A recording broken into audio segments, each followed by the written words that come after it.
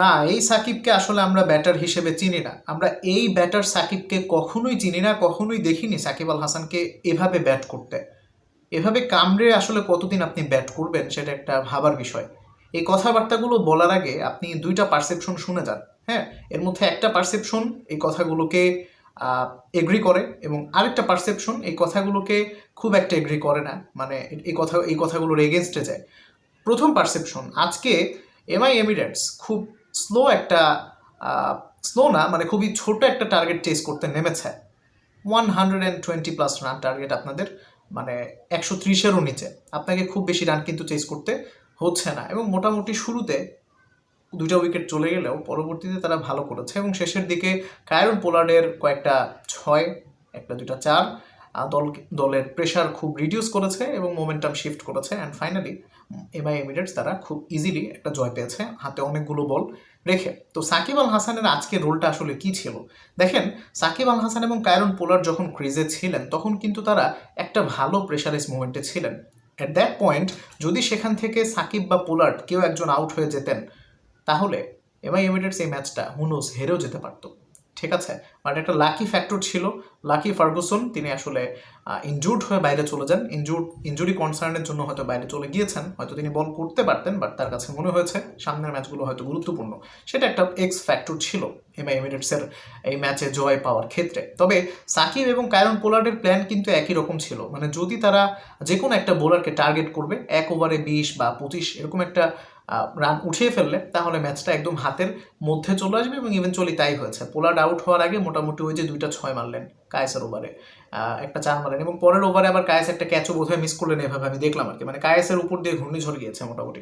Miss করেছেন বলতে misfield হয়েছে, ওটা ধরলে আর 4টা হতো না।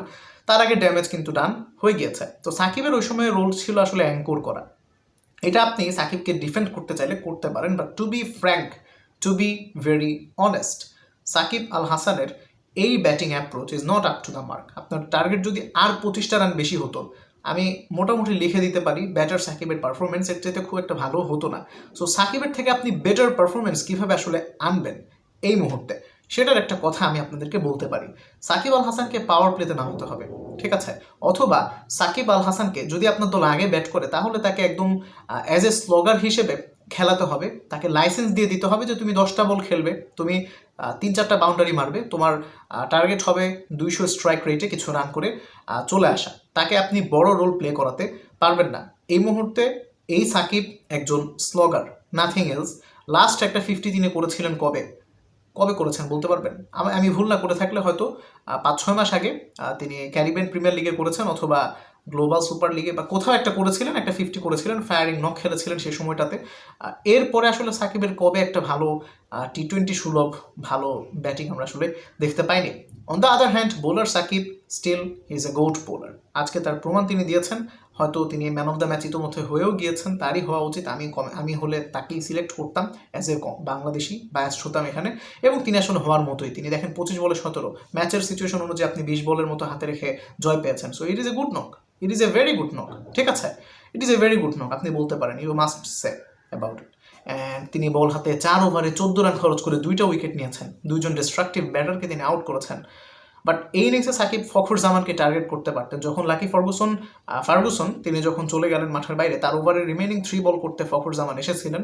Shakib Al Hasan should try to hit 2 sixes in that over. যত ভালো বলই তিনি করুন না কেন, এবং ফখর কিন্তু খুব ভালো করতে পারেননি, যদিও তারা আসলে খেলতে পারেননি তাকে। এনিওয়েজ সাকিব আল হাসানের উচিত ছিল অ্যাটলিস্ট আরও 2 থেকে 3টা শটে অ্যাটেম্প্ট করার, 6 বা 4 মারার। বাট ওইটা করতে যে ধরেন আপনি পোলার্ড এবং সাকিবের পার্টনারশিপ যখন শুরু হলো, যদি সাকিব শুরুতে এটা করে আউট হয়ে যেতেন এবং পোলার্ডও যদি ফেল করতেন তাহলে কিন্তু আপনার দলই ম্যাচ হেরে যায়, ঠিক আছে। সো ম্যাচের সিচুয়েশন অনুযায়ী Shakib played well perfectly, and আমার মতে আর কি তাকেই ম্যান অফ দ্য ম্যাচ দেওয়া উচিত। হু নোজ, হয়তো তিনি হয়ে গেছেন, হয়ে গেলে তিনি দ্বিতীয় বাংলাদেশি হিসেবে আইএল টি-20তে ম্যান অফ দ্য ম্যাচ হওয়ার রেকর্ডটি করবেন একই দিনে। তারই দেশের মুস্তাফিজুর রহমান তিনি রেকর্ডটা করেছেন। তো সাকিবের বসে থাকা উচিত না, তারও এটাতে ভাগতো না, মানে দ্বিতীয় হিসেবে জয়েন করা উচিত। এনিওয়েজ, অনেক লম্বা ভিডিও, থ্যাঙ্কস ফর ওয়াচিং, আসসালামু আলাইকুম।